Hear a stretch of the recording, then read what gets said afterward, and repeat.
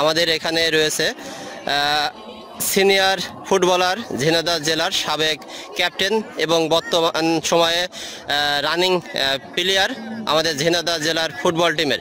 এখানে সাব্বির ভাই কাছ থেকে আমরা এই ঝন্টু ফুটবল একাডেমি সম্পর্কে কিছু জানতে চাচ্ছি। ধন্যবাদ ভাই আপনাকে।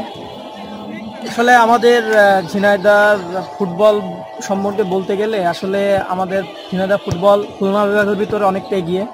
কারণ হয়তো আপনি জানেন যে বাংলাদেশ জাতীয় দলের ফুটবলার আমাদের ঝিনাইদহে বাসা, আলমগীর মোল্লা এখানে প্র্যাকটিস করে। এছাড়া আমাদের ঝিনাইদহে অনেক ন্যাশনাল লেভেল প্লেয়ার আছে এবং বি লিগে আমাদের 10 থেকে 12 জন ফুটবলার আছে। সেকেন্ড বি লিগে আমাদের প্রায় 20 জনের কাছাকাছি ফুটবলার আছে। ফার্স্ট ডিভিশনে আমাদের প্লেয়ার আছে।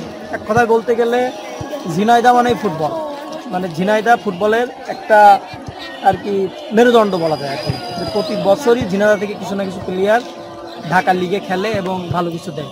তারই পরিলক্ষিতে আমাদের একাডেমিটা তৈরি করা। আমাদের ঝন্টু ফুটবল একাডেমিতে প্রায় 150 জন স্টুডেন্ট আছে।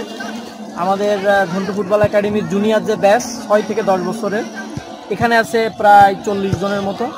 আর আমাদের যেটা সিনিয়র মানে মধ্যম গ্রুপ, এখানে আছে হলো যারা 10 থেকে 25 বছরের ভিতরে, এখানে প্রায় 70+ মানে 80 জনের কাছাকাছি প্রায় স্টুডেন্ট আছে।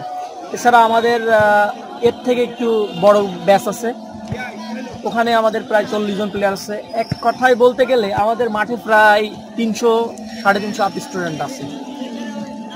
আপনি দেখতে পাচ্ছেন এখানে আমাদের জুনিয়র ব্যাচ আছে, এখানে একাডেমির মধ্যম ব্যাচ আছে, আর রানিং করতেছে এর থেকে সিনিয়র একটা ব্যাচ আছে। এই পাশে দেখেন আরেকটা ব্যাচ আছে এবং ওই পাশে ঝিনাইদহ জেলা টিমের আরেকটা ব্যাচ আছে।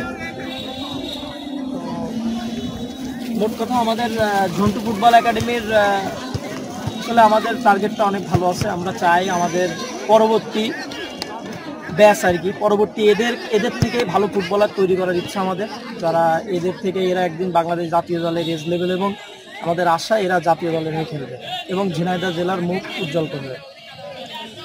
অসংখ্য ধন্যবাদ ভাই আপনাকে।